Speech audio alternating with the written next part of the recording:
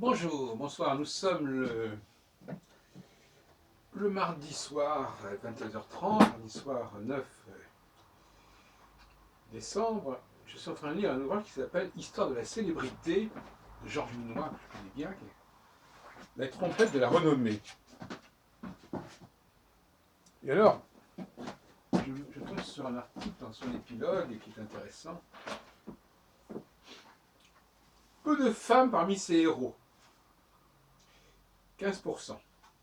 La proportion n'est pas plus élevée chez les filles que chez les garçons interrogés. Parmi les héros de cinéma sont cités 223 acteurs et 10 actrices.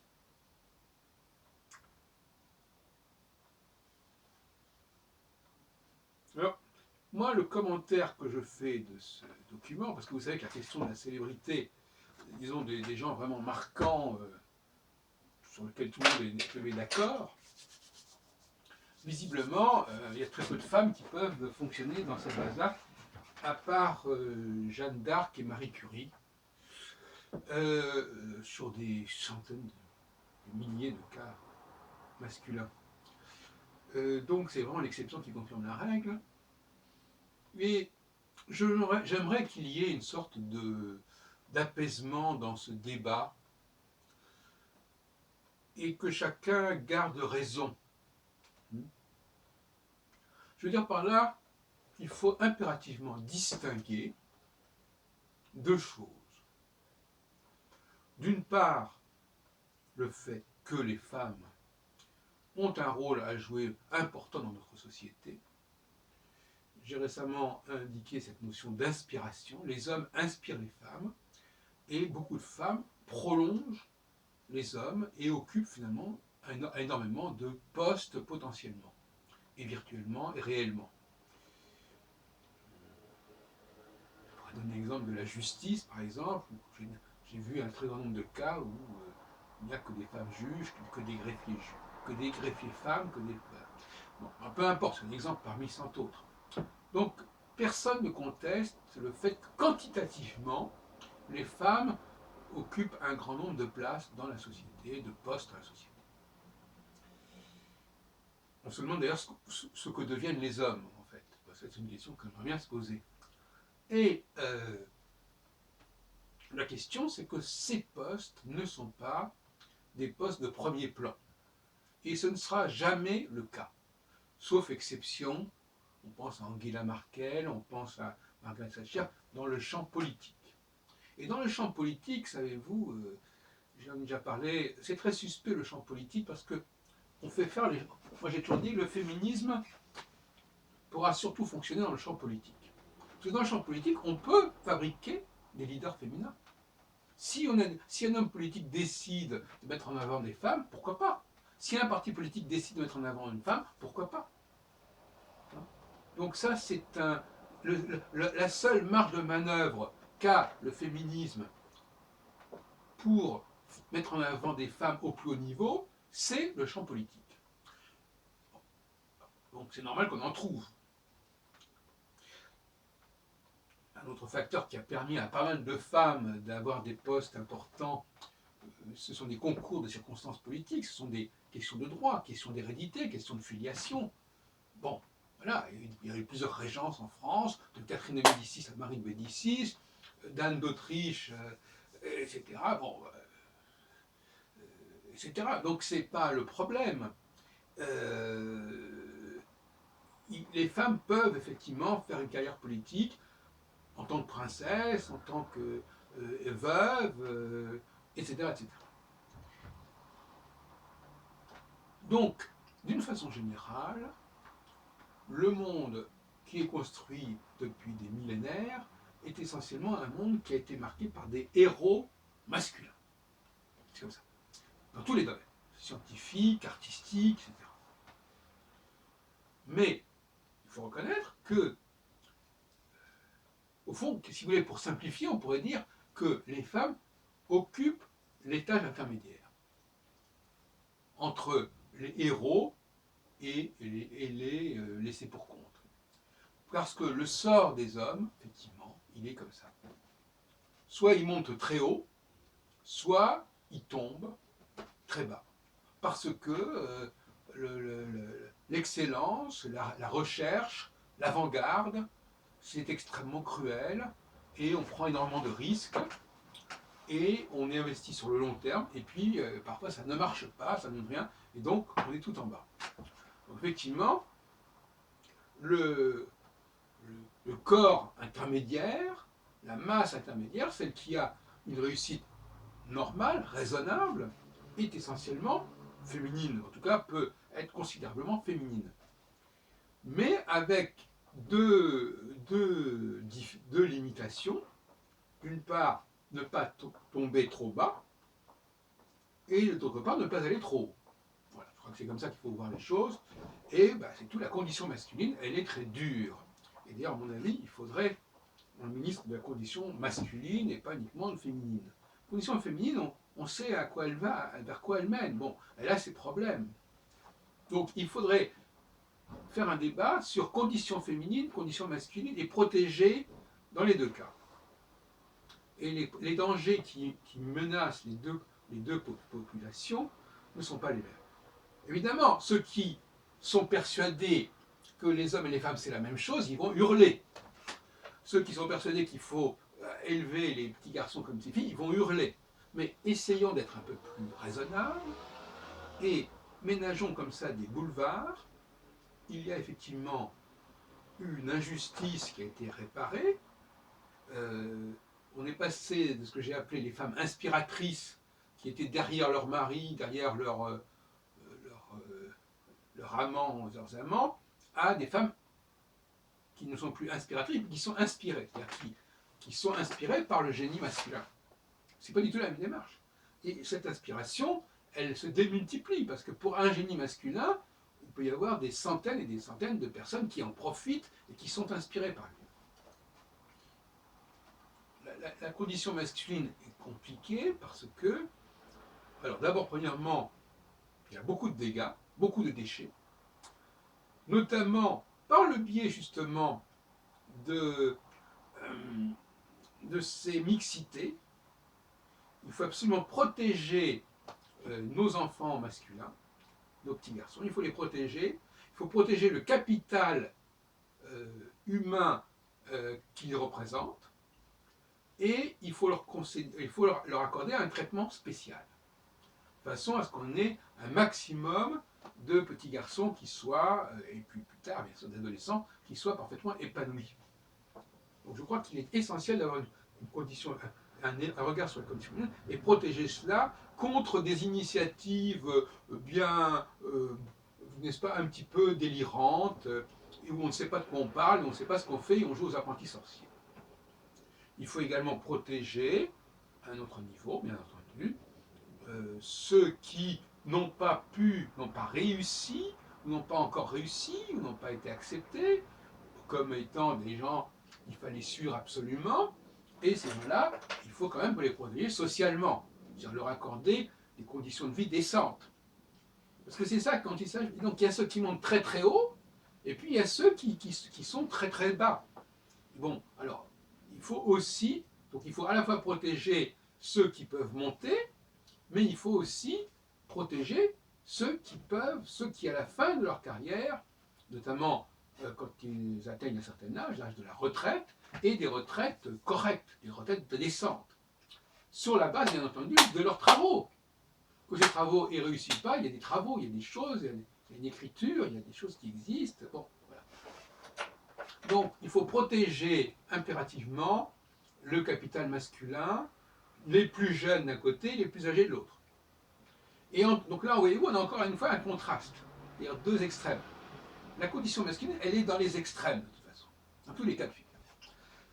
Et inversement, la condition féminine, elle est dans la moyenne, elle est au centre, elle est centrale, quelque part. Mais elle n'est ni très bas, ni très haut. Alors, je crois que si on accepte ce modus vivendi, et si on arrête d'empêcher les femmes de faire les choses là où elles peuvent les faire, ce qui a été le cas très souvent, mais si on accepte aussi l'idée que, au-delà d'un certain niveau de compétence, il faut laisser des hommes avoir toutes leurs chances, parce qu'il y a quelque chose qui leur permet d'arriver à cette excellence. Et l'excellence, c'est pas simplement, le mot excellence est un mot extrêmement ambigu. Je n'entends pas par excellence quelqu'un qui joue très très bien des œuvres de Beethoven. Je parle d'excellence au niveau de la recherche, au niveau de la création. On peut jouer sur les mots, de toute façon, on n'arrête pas de jouer sur les mots. Dès que dans les discussions, les gens n'arrêtent pas de tordre les mots, de leur faire dire ce qu'ils ne veulent pas dire. Donc, les mots, c'est le contexte, on ne va pas discuter là-dessus, mais il faut arriver à discuter, à s'expliquer en utilisant un langage et ne pas chercher à faire dire à l'autre ce qu'il n'a pas dit, etc. Donc, faisons attention avec les mots et ne leur faisons pas dire n'importe quoi. Mais aussi, ne leur faisons pas dire ce que l'autre ne veut pas dire. Les mots, c'est quelque chose qui est consensuel. À un moment donné, je discute avec quelqu'un, on se met d'accord sur une certaine façon de parler, et c'est pas, on n'a ni à étudier ce que les gens ont dit sur ces mots-là dans le passé, ni à regarder les dictionnaires, on se comprend ici et maintenant. Voilà, excuse-moi, ma conception de dialogue, c'est de se mettre d'accord avec l'interlocuteur sur ce qu'on entend par les mots qu'on emploie, et non pas sur ce que l'autre veut imposer comme signification. Là, j'aurais pu lui faire dire n'importe quoi, c'est comme on dit, c'est la pire et la plus belle des choses, la langue. Et donc, calmons le jeu, reconnaissons les torts, les hommes doivent reconnaître les torts, à savoir que dans bien des cas, on a occupé des postes qui auraient dû être accordés à des femmes et on les a accordés à des hommes qui n'étaient pas spécialement compétents pour le faire. Donc il y a déjà une erreur stratégique. Dans le cas du théâtre, justement, c'est bien connu. Hein. Et puisque même les rôles féminins étaient joués par des hommes, encore au XVIe, XVIIe siècle. Et donc, si vous voulez, voilà, il faut reconnaître qu'il y a eu des erreurs, mais il ne faut pas continuer à faire ces erreurs. C'est-à-dire qu'il ne faut pas continuer à mettre des hommes là où on a besoin de femmes. Donc, arrêtons de proposer un modèle féminin aux enfants mâles. C'est absolument inacceptable. Sur ce point, c'est absolument inacceptable. Bon, maintenant, on n'est pas en train de discuter ici des raisons qui font que les hommes ont cette capacité à, et encore c'est une minorité bien évidemment, cette capacité à devenir des personnages particulièrement puissants, dans tous les dans tous les sens du terme. Voilà, c'est tout, c'est comme ça. Et de toute façon, ce n'est que la postérité qui décide. C'est l'histoire qui le met en évidence. Je crois que de ce côté-là, sur le plan scientifique, et pour moi, la démarche historique est une démarche scientifique, c'est clair, ça a été démontré scientifiquement. Les femmes ne sont pas douées pour diriger le monde. Sur le plan intellectuel, sur le plan artistique, sur le plan scientifique, sur le plan philosophique. Ce n'est pas leur truc. Elles sont douées pour s'emparer, pour s'inspirer de modèles que les hommes élaborent. D'accord, pas de problème. Et elles doivent le faire collectivement, quantitativement. Dans le domaine politique, c'est un peu différent. Il y a peut-être des discussions à avoir sur ce point particulièrement, mais c'est pas fondamental. Bon. Non. Donc on est d'accord qu'il faut arrêter d'urgence toute politique. Je dis ça par rapport aux projets qui sont actuellement en cours. Toute politique consistant à mélanger les garçons et les filles dans les mêmes classes, c'est quelque chose d'absolument dramatique et gravissime. Pourquoi est-ce que c'est dramatique et gravissime? Parce que, selon moi, pourquoi certains hommes s'épanouissent et arrivent à des capacités extraordinaires et pas d'autres, hein? Ça tient à peu de choses. Si l'on décourage l'enfant à chercher en lui-même, à puiser en lui-même, si on lui donne des solutions extérieures, qui sont valables pour les petites filles. Les petites filles ont besoin de se nourrir de l'extérieur. Les hommes, ça vient de l'intérieur, donc c'est pas du tout la même chose. Donc c'est pas la peine de mélanger tout. Donc là, de ce côté-là, de toute façon, ce qui va se passer, c'est tout simple. Il va se créer des écoles privées. Si le gouvernement ne fait pas ce qu'il faut, si le ministre de l'Éducation nationale ne fait pas ce qu'il faut, il va se constituer des écoles privées qui seront réservées aux petits garçons, et puis ça sera terminé. De toute façon, ça se fera. Mais ce qu'il faut, c'est ne pas Ce qu'il faut, c'est que ça se fasse très très rapidement. Tellement, et en plus, ces écoles privées, pour petits garçons, ce seront des internats. Ce seront des internats. Parce que l'enfant ne doit pas doit commencer par faire un travail sur lui-même. Si vous voulez, là, autrement dit, pour dire les choses clairement, l'épanouissement du petit garçon demande plus de temps que l'épanouissement de la petite fille.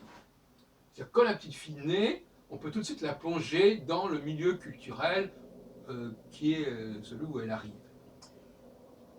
Elle a terminé en quelque sorte son épanouissement intérieur et elle va se socialiser, elle va se cultiver. Cultiver au sens, non pas, là aussi il y a une ambiguïté sur le mot cultiver, parce que bien entendu il s'agit bien de se cultiver soi-même, mais elle va se cultiver en assimilant, en recevant, en se nourrissant d'éléments extérieurs, et notamment d'éléments masculins, puisque l'essentiel des grandes pensées, des grandes œuvres est masculin, et il n'est jamais que véhiculé éventuellement par des femmes. Donc, il faut absolument éviter toute immersion du petit garçon dans le monde féminin, dans un premier temps. Après, ça peut s'arranger. Mais dans les premières années, il ne faut pas que cette immersion se produise. Et c'est la société qui aura compris cela le plus tôt possible, qui disposera d'un potentiel, d'un vivier de génie possible, le plus important, tout simplement. C'est pas plus compliqué que cela. Hein. Si on veut multiplier par 2 ou 3 ou 4 le nombre de très très grands cerveaux, de très très grands esprits, il faut suivre la méthode que je propose, qui est une forme d'éducation particulière avec un isolement des enfants selon des pratiques que j'ai déjà développées, que j'ai déjà esquissées, et pas de problème là-dessus. Donc, il faut considérer ces petits garçons comme un trésor qu'il faut savoir gérer avec beaucoup de tact et avec une politique de l'éducation qui n'a rien à voir avec celle qu'on met en place pour les petites filles. J'ai encore discuté il n'y a pas longtemps avec quelqu'un qui travaille dans le domaine de l'éducation, qui avait fait un doctorat, etc. C'est aberrant, elle n'envisage aucune différence entre les garçons et les filles, et à mon avis c'est un scandale pur et simple. Clairement. Donc ce que je propose, dans le cadre des systèmes d'éducation réformistes, révolutionnaires, dans la foulée de ce qu'ont fait Montessori, Freinet, etc., moi je propose la méthode Heilbronn, qui est axée essentiellement sur les petits garçons. Mais cela dit, on peut aussi envisager des écoles de petites filles pour Heilbronn, c'est pas un problème, qui auront leur propre façon de travailler et qui seront surtout formés pour travailler de manière intelligente avec les garçons, avec les hommes. Parce que ça aussi c'est important.